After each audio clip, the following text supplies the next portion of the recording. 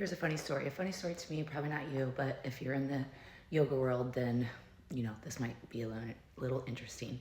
So I've been posting that what I do, it's called QiFLOW, that I've been saying the word yoga again with my marketing.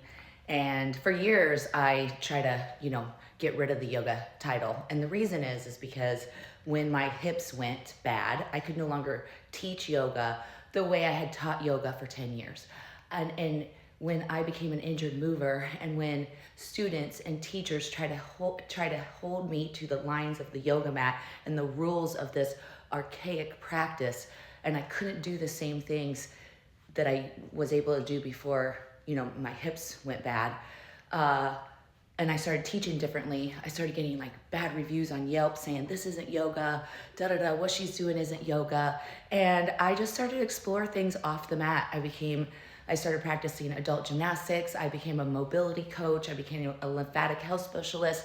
I studied, foot therapy, and I flow motion, my body weight strength training. Instead of like CrossFit workouts, I turned to body weight strength training during my hip pain. And I just couldn't be defined as a yoga teacher anymore because people just didn't let me be creative for my injured body. So I had to scrub that definition from my practice so that people would stop comparing me to traditional yoga. But lately, I've been using yoga again because I am still a yoga teacher. I am a forever yoga teacher. Listen, I was in the game before anybody else. I've been in the yoga game for over 20 years, and I've had some massive yoga teaching experiences that I could name hundreds of experiences that yoga teachers would die for to have an opportunity. That was my life. I owned multiple yoga studios in Denver, Colorado for 12 years. I mean, yoga is always going to be a part of my formula, but I couldn't let myself be defined by being a yoga teacher only because I don't follow the rules of the yoga mat. But anyway, now I'm bringing yoga back. I'm calling what I do QiFLOW, my QiFLOW practice, yoga, but it's called AgeDEFY yoga. It's yoga the AgeDEFY way, where I've taken the traditional practice of yoga and I've effed it up.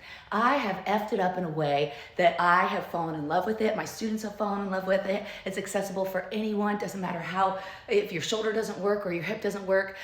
We do so many different things, and I love AgeDEFY yoga. So I'm going to use the word because the word belongs to me just as much as it belongs to anybody else.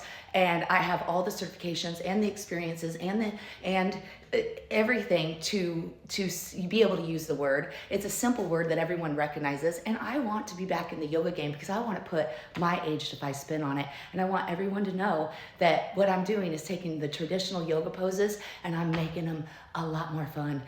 I shouldn't have said that. You know what? I'm not here to yuck anybody's yum. I'm just saying I'm back into the game. I'm back in the game. So enjoy it.